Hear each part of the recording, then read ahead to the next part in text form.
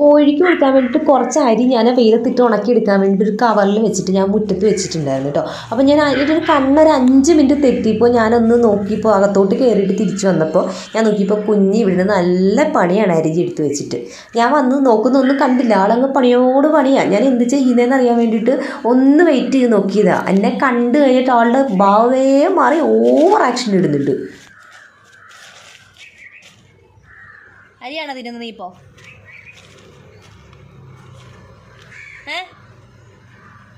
അരിയാണോ നീ ഇപ്പോൾ തിന്നുന്നേ?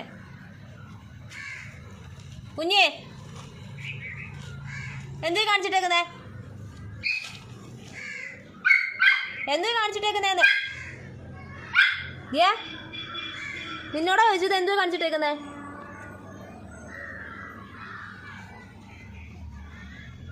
തല്ല് വേണോ? കുഞ്ഞിക്ക് തല്ല് വേണോ?